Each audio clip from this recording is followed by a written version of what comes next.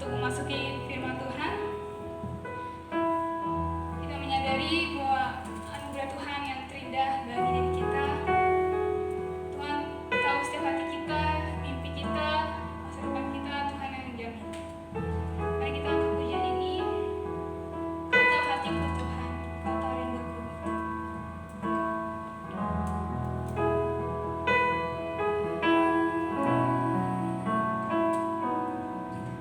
Kau tahu hatiku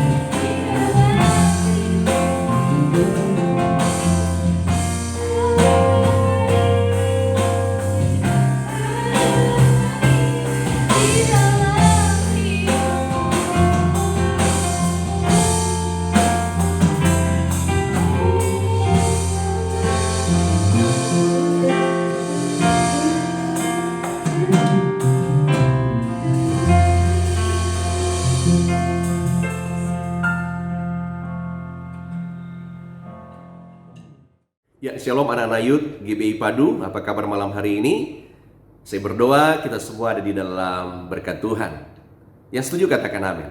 Haleluya. Nah, mari kita tundukkan kepala, kita akan berdoa buat firman Tuhan. Tadi kita sudah memuji Tuhan, dan sekarang kita akan masuk di dalam pemberitaan firman Tuhan. Mari kita berdoa. Bapa Surgawi, terima kasih kami sudah memuji Tuhan, dan sebentar kami akan masuk di dalam pemberitaan firman Tuhan. Mari Tuhan tolong kami, jadikan firman Tuhan yang akan kami dengar bersama-sama menjadi kekuatan buat kami semua, menjadi berkat buat kami semua. Bapak terima kasih, kami buka hati buat firman-Mu. Berbicaralah Tuhan, kami siap untuk mendengarnya. Dalam nama Yesus. Haleluya, haleluya. Yang sudah siap untuk mendengarkan firman Tuhan, sama-sama kita katakan amin. Amin. Malam ini anak-anak Youth, saya akan menyampaikan firman Tuhan dengan tema atau dengan judul kita malam ini. Kita mau berbicara tentang menang dalam peperangan rohani. Nah, sekali lagi tema kita malam ini kita akan belajar tentang menang di dalam peperangan rohani. Anak-anak Youth, kehidupan kita di dunia ini sama seperti orang yang lagi berperang. Jadi kehidupan rohani kita di dunia ini sama seperti orang yang lagi berperang. Nah, kenapa? Karena orang yang lagi berperang itu pasti banyak tantangan, pasti banyak masalah. Bahkan orang yang lagi berperang itu sementara dididik untuk ditembak, untuk dibunuh, untuk dimatikan oleh siapa? Oleh musuh. Nah, kehidupan rohani kita juga sama. Kita sementara berperang, dan kita bukan berperang melawan manusia, kita bukan berperang melawan sesama, kita bukan berperang melawan orang-orang yang berbeda pendapat dengan kita, berbeda suku dengan kita, berbeda pengajaran dengan kita, tetapi kita lagi berperang melawan iblis. Jadi kita lagi berperang melawan iblis, dan itu kata Alkitab, kita lagi berperang melawan iblis. Makanya kehidupan rohani kita di dunia ini, saudara-saudara, itu selalu diperhadapkan dengan apa? Dengan peperangan rohani. Nah, Alkitab berkata begini, coba kita lihat dulu ya saudara-saudara. Dalam 1 Petrus pasal 5 ayat 8 dan 9. 1 Petrus 5 ayat 8 dan 9 berkata begini. Sadarlah dan berjaga-jagalah. Lawanmu si iblis berjalan keliling sama seperti singa yang mengaum-aum dan mencari orang yang dapat ditelannya. Coba perhatikan baik-baik. Firman Tuhan bilang iblis itu lagi mencari orang yang dapat ditelannya. Artinya iblis lagi berusaha untuk apa? Mengalahkan setiap orang di dalam peperangan rohani. Kalau boleh gagal dan gagal dan gagal. Dia berusaha untuk apa? Menelannya, kata Alkitab. Nah, di dalam ayat 9 firman Tuhan berkata, lawanlah dia dengan iman yang teguh. Sebab kamu tahu bahwa semua saudaramu di seluruh dunia menanggung penderitaan yang sama. Jadi Alkitab mau kasih tahu bahwa anak-anak Youth, semua manusia di dunia dimanapun hidup dalam pergumulan, hidup dalam kesusahan, hidup dalam tantangan, hidup dalam penderitaan. Makanya Alkitab berkata, lawanlah dia. Lawanlah siapa? Lawanlah iblis dengan iman yang teguh. Kalau kita berbicara tentang lawan, berarti apa yang dikatakan oleh Alkitab lawanlah dia, berarti itu lagi berbicara bahwa kita harus berperang melawan iblis. Iblis itu harus diperangi. Iblis itu bukan untuk disayang-sayang, tetapi iblis itu harus diperangi, kata Alkitab. Dan Alkitab berkata, lawanlah dia, perangilah dia. Artinya Tuhan mau berkata, atau firman Tuhan mau menyampaikan kepada kita bahwa iblis itu harus apa? Dikalahkan, dilawan dan dikalahkan. Bukan iblis yang mengalahkan kita. Namun sayang, ada begitu banyak orang yang kalah dalam peperangan rohani. Misalkan kita sering menyanyikan lagu-lagu yang bertemakan tentang kemenangan. Misalkan ada lagu yang berkata begini, kitalah umat pemenang, dan seterusnya. Dan tentunya ada lagu-lagu yang lain juga yang bertemakan tentang kemenangan. Berloncat-loncat kita di mimbar, berloncat-loncat kita di gereja memuji Tuhan. Tetapi ketika kita diperhadapkan dengan peperangan rohani, saudara-saudara, ternyata apa yang terjadi? Fakta yang kita lihat bukan menjadi pemenang, tetapi kalah. tidak kuat menerima tantangan, tidak kuat menerima tekanan-tekanan dari iblis. Sehingga kita kalah, kita mundur. Dan ada orang yang melayani Tuhan dan tidak mau melayani Tuhan. Ada orang yang rajin ke gereja sekarang tidak bisa ke gereja lagi karena tantangan terlalu berat dia rasakan. Kalah di dalam peperangan rohani. Nah, ada beberapa tentunya cara iblis untuk apa? Untuk menghancurkan kita. Bagaimana cara iblis dia berperang sedemikian rupa dengan kekuatannya untuk bisa apa? Mengalahkan kehidupan rohani kita sebagai anak-anak Tuhan. Nah, apa yang dilakukan oleh iblis buat kita? Buat setiap orang percaya di dunia ini. Maka tentunya iblis bekerja dengan beberapa cara. Misalkan iblis bekerja dan dia mengajarkan sesuatu yang bertentangan dengan kebenaran. Dengar baik-baik, iblis dia mengajarkan sesuatu yang bertentangan dengan kebenaran. Artinya apa? Yang seharusnya tidak boleh kita lakukan, iblis bilang boleh, dilegalkan sama iblis. Iblis bilang boleh, enggak apa-apa, lakukan saja. Jadi iblis itu dia mengajarkan saudara-saudara sesuatu yang bertentangan dengan firman Tuhan. Misalkan apa? Saudara-saudara, iblis bilang berzina itu boleh.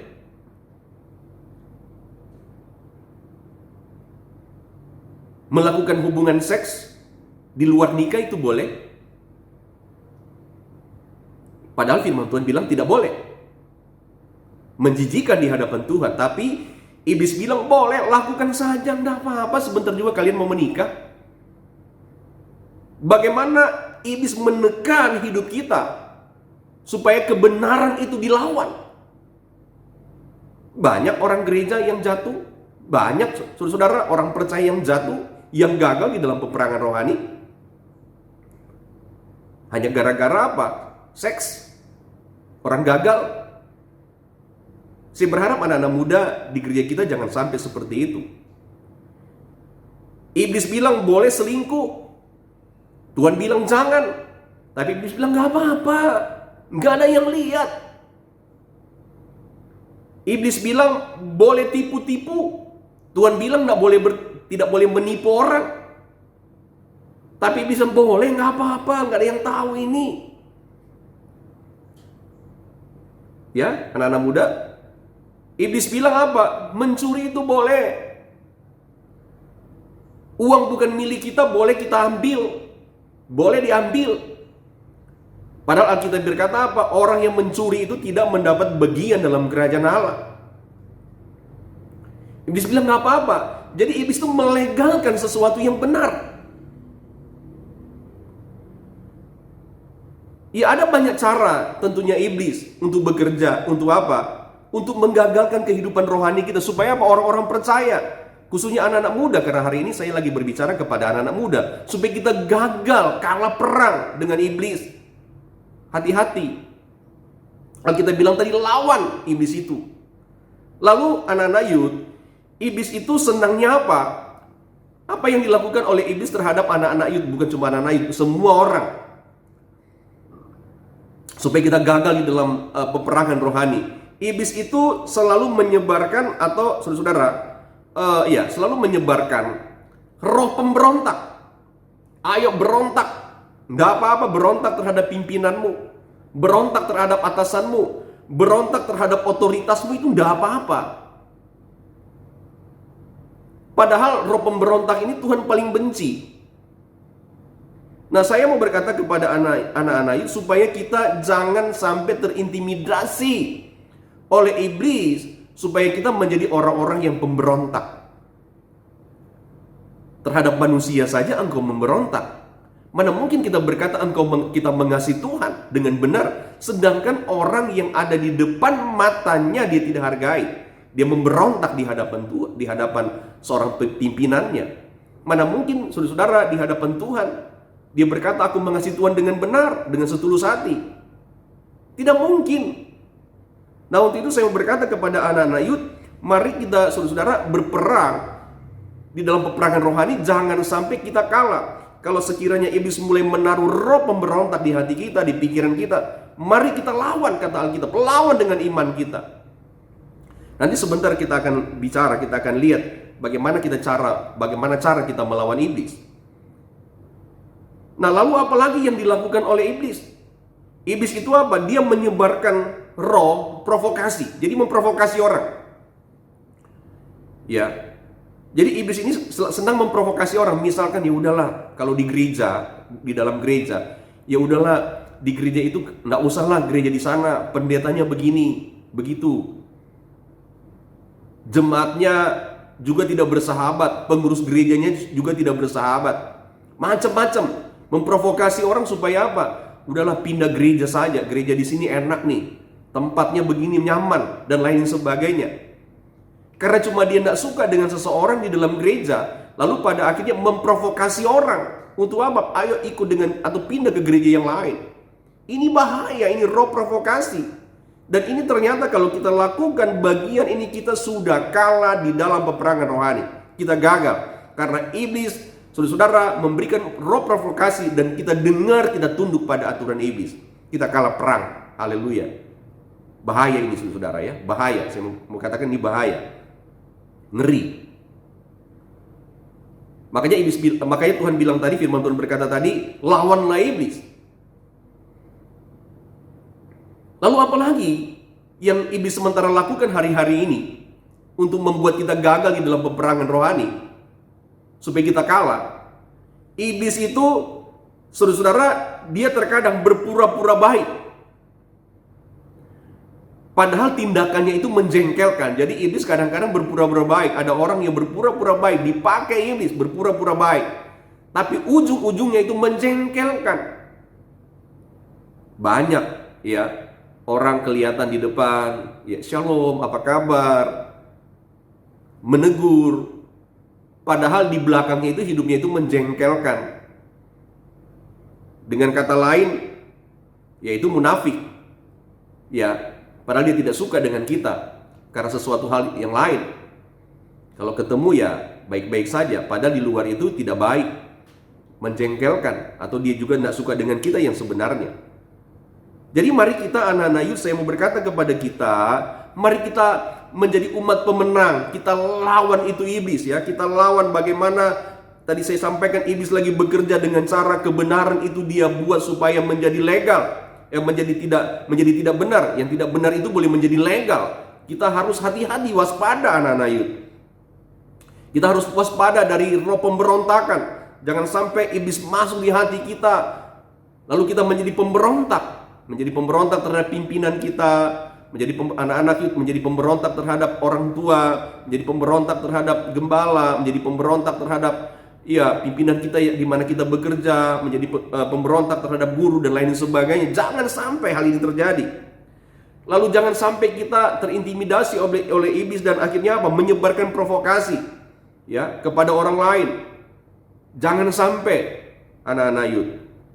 Dan saya mau berkata lagi, mari kita jangan sampai iblis masuk dan menggagalkan kekristenan kita, kasih kita kepada Tuhan dengan cara kita berpura-pura baik, padahal hati kita sebetulnya tidak baik. Jangan sampai, anak-anak Yud. Nah, untuk itu saya mau tekankan lagi ayat Alkitab bilang tadi dalam kitab 1 Petrus pasal 5 ayat 9 berkata tadi, lawanlah dia dengan iman yang teguh. Lawan itu iblis. Jangan disayang-sayang, saudara-saudara. Nah, ada beberapa kebenaran yang akan kita belajar bersama-sama dengan cepat. Coba kita lihat. Nah, bagaimana kita bisa memenangkan peperangan rohani melawan iblis? Nah, coba kita mau belajar ini, anak-anak Yud. Bagaimana kita bisa memenangkan peperangan rohani dalam melawan iblis? Nah, coba kita lihat Efesus pasal 6. Saya mau membaca beberapa ayat. Efesus pasal 6 ayat 10 dan 11 berkata begini. Efesus pasal 6 ayat 10 dan 11 berkata, akhirnya hendaklah kamu kuat di dalam Tuhan, di dalam kekuatan kuasanya. Ayat 11, kenakanlah seluruh perlengkapan senjata Allah, supaya kamu dapat bertahan melawan tipu muslihat iblis. Sebab itu, ambillah seluruh perlengkapan senjata Allah, supaya kamu dapat mengadakan perlawanan pada hari yang jahat itu, dan tetap berdiri sesudah kamu menyelesaikan segala sesuatu. Nah, kalimat yang berkata begini, sesudah kamu menyelesaikan segala sesuatu. Apa yang dimaksud dengan sesudah kamu menyelesaikan segala sesuatu? Nah, tentunya artinya adalah setelah kita menyelesaikan pertandingan iman itu atau peperangan rohani itu. Nah, makanya Alkitab berkata, bagaimana kita bisa memenangkan peperangan rohani melawan iblis? Maka yang pertama, milikilah persenjataan Allah yang baik. Sekali lagi, milikilah persenjataan Allah yang baik.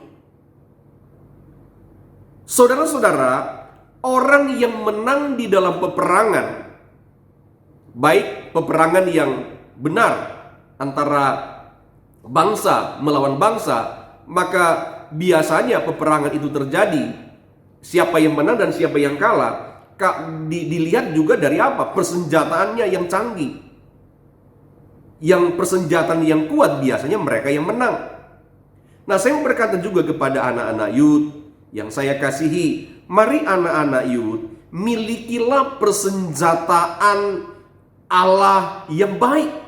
Tidak ada senjata yang terbaik di dunia ini di dalam kita melawan iblis, tidak ada. Hanya senjata Allah. Tentunya bukan pistol, bukan senjata seperti yang dipakai oleh orang-orang yang berperang. Nah, coba kita lihat anak-anak youth. Kalau demikian, apa persenjataan Allah ya yang mampu untuk bisa mengalahkan iblis di dalam peperangan rohani kita? Apa itu senjata Allah? Yang pertama, senjata Allah yang mampu mengalahkan iblis adalah memperkatakan firman Allah. Dengar baik-baik. Persenjataan Allah yang mampu mengalahkan iblis di dalam peperangan rohani kita adalah memperkatakan firman Allah. Saya mau berkata kepada anak-anak youth bahwa tidak ada satu senjata yang hebat yang bisa mengalahkan iblis. Tidak ada. Ilmu kita, kepintaran kita, apakah itu mampu mengalahkan iblis? Tidak bisa. Iblis tidak bisa dikalahkan dengan ilmu yang ada pada kita, kehebatan yang ada pada kita. Tetapi Alkitab mau mengajarkan kita bahwa iblis hanya bisa dikalahkan dengan memperkatakan firman Allah. Coba kita lihat. Satu waktu ketika Yesus akan dicobai atau dicobai iblis. Jadi ketika Yesus dicobai iblis, apa yang dilakukan oleh Tuhan Yesus kepada iblis pada waktu pencobaan itu sementara terjadi? Coba kita lihat. Dalam Matius pasal yang keempat, saya lompat-lompat saja ayatnya ya. Ayat yang keempat, yang pertama Matius pasal 4 ayat 4 berkata begini. Tetapi Yesus menjawab, ada tertulis, manusia hidup bukan dari roti saja, tetapi dari setiap firman yang keluar dari mulut Allah. Jadi waktu iblis, saudara-saudara, berkata kepada Yesus, Yesus coba ini roti ini batu ini Tuhan buatlah jadi roti lah, biar kamu atau biar Yesus itu tidak lapar makan roti itu nanti kalau sudah jadi roti. Jadi kalau batu itu sudah jadi roti, ya udah Yesus makan supaya tidak lapar. Bukan berarti Yesus tidak bisa untuk melakukannya. Yesus bisa menciptakan apa saja. Jangankan hanya batu menjadi roti. Dunia, alam semesta ini Yesus yang buat. Dia yang ciptakan, Allah yang ciptakan di dalam Yesus Kristus. Masa cuma batu untuk dibuat roti, masa Tuhan tidak bisa? Tapi pada akhirnya Yesus tidak mau tunduk pada apa? Pada perkataan iblis. Jadi Yesus sementara mengalami apa? Peperangan rohani melawan iblis ketika dia lagi berpuasa. Waktu iblis berkata, jadikan batu ini menjadi roti, Yesus bilang apa? Dia perkatakan firman. dalam ayat 4 Yesus berkata, ada tertulis manusia hidup bukan jadi roti saja, tetapi dari setiap firman yang keluar dari mulut Allah. Jadi Yesus perkatakan firman, Yesus lawan iblis dengan firman Allah. Saya mau berkata anak-anak Yud, mari lawan iblis dengan firman Allah. Tapi kita lanjut dulu ya, kita lihat dulu beberapa lagi. Ayat 7 berkata begini, Matius pasal 4 ayat 7 berkata, karena iblis ini tidak puas untuk menggoda Yesus, untuk menghancurkan Yesus. Sama dengan kita, iblis itu tidak puas. Kalau kita menang di dalam peperangan rohani di satu saat, ya kita lagi berperang rohani, lalu di satu saat kita merasa kita menang, iblis tidak akan berdiam, dia akan lakukan terus, dia akan goda terus. Yesus pun demikian. Ayat 7 berkata begini, Yesus berkata kepadanya, ada pula tertulis, jangan engkau mencobai Tuhan Allahmu. Lihat, Yesus bilang ada tertulis. Apa yang tertulis itu kepada iblis? Yaitu firman Allah. Ketika kali yang kedua iblis, saudara-saudara, bilang kepada Yesus, ya untuk mencoba Yesus.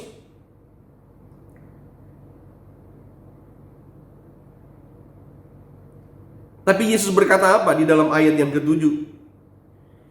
Yesus berkata kepadanya, ada pula tertulis, jangan engkau mencobai Tuhan Allahmu. Ketika Yesus menawarkan lagi, saudara, dalam ujian yang kedua, dalam tawaran yang kedua, Yesus lawan dengan firman Allah. Iblis mau kasih seluruh dunia ini kepada Yesus. Sedangkan dunia ini, seluruh dunia Tuhan yang punya, Tuhan yang ciptakan. Yesus lawan dengan firman Allah. Dia katakan apa tadi? Ada pula tertulis, jangan engkau mencobai Tuhan Allahmu. Ada pula yang tertulis. Apa yang tertulis? Firman Allah. Kalau saudara menghadapi persoalan, kalau saudara hadapi dengan kekuatan sendiri, hikmat sendiri, gagal kita, gatot kita, gagal total. Lawan intimidasi iblis, peperangan rohani melawan iblis dengan apa? Firman Allah. Lalu yang ketiga, dalam ayat 10, firman Tuhan berkata begini dalam ayat 10, dalam pencobaan Yesus ya, waktu dia berpuasa. Maka berkatalah Yesus kepadanya, enyalah iblis. Lihat, sebab ada tertulis engkau harus menyembah Tuhan Allahmu, dan kepada dia sajalah engkau berbakti. Iblis bilang apa? Yesus, ayo dong sembahlah aku.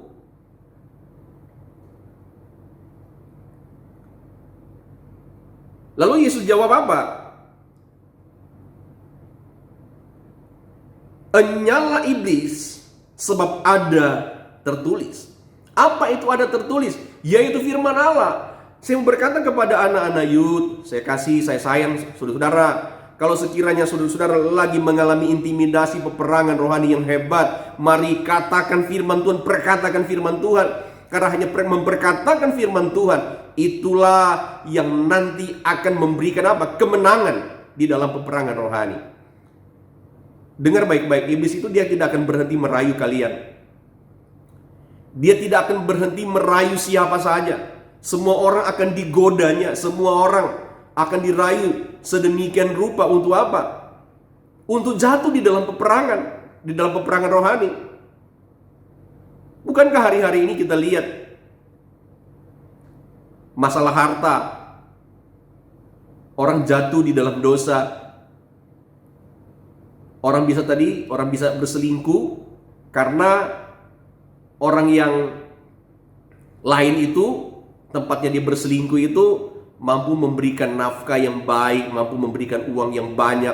Mungkin di masa-masa pandemi COVID ada banyak kasus. Ya, ada banyak cerita tentang ya keluarga berantakan cuma karena masalah harta. Iblis menawarkan itu. Kalau berhasil ikut saya, sembah saya, aku kasih ini dunia ini. Itu cara iblis untuk menjatuhkan. Nah, untuk itu saya mau berkata kepada anak-anak ini, jangan sampai hari-hari ini kita apa? Kita dihancurkan oleh iblis, kita dikalahkan oleh iblis. Tapi saya berharap anak-anak Yud di gereja GB Pamulang 2, setiap kali kalian menghadapi persoalan, mari lawanlah itu. Dengan apa? Dengan iman. Tentunya Alkitab mengajarkan kita, ini baru sedikit ya yang saya sampaikan. Alkitab mau mengajarkan kita bagaimana kita mampu mengalahkan iblis. Berkatakan firman Allah. Oke, nanti kita sambung lagi pada minggu depan ya, tentang khotbah hari ini. Kita akan sambung lagi karena waktu berjalan terus, waktu kita hanya sempit. Nanti minggu depan kita akan sambung lagi. Mari kita tundukkan kepala dan kita berdoa di hadapan Tuhan. Bapa Surgawi, kami sudah memuji menyembah Tuhan, kami juga sudah mendengarkan firman Tuhan. Tuhan, hamba berdoa dan memperkatakan firman Tuhan. Anak-anak Youth Gereja Bethel Indonesia Pemulang 2, kami semua ada di dalam berkat Tuhan. Dan hamba berdoa anak-anak Youth kami adalah anak-anak Youth yang hidup berkemenangan di dalam peperangan rohani. Ketika Tuhan izinkan peperangan rohani yang hebat itu terjadi buat kami anak-anak Youth, Tuhan, hamba berdoa kami bukan pengecut, kami bukan pecundang, tapi Tuhan, kami menang dan menang dan menang sampai pada akhirnya Engkau akan berkata kepada anak-anak Youth, sabaslah hai hamba-hambaku dan terimalah mahkota kehidupan bersama aku di dalam kerajaan sorga. Tuhan, kami rindu perkataan-Mu itu terjadi buat kami. Sekali lagi Tuhan, hamba berdoa, berkati semua anak-anak Youth di gereja kami, para pengurus anak-anak Youth, mereka semua ada di dalam berkat Tuhan. Bapak terima kasih, ini doa hamba-Mu, dalam Yesus Kristus kami berdoa, kami mengucap syukur. Haleluya, haleluya. Yang diberkati Tuhan, sama-sama kita katakan amin, amin. Oke, shalom dan Tuhan Yesus memberkati kita semua. Haleluya.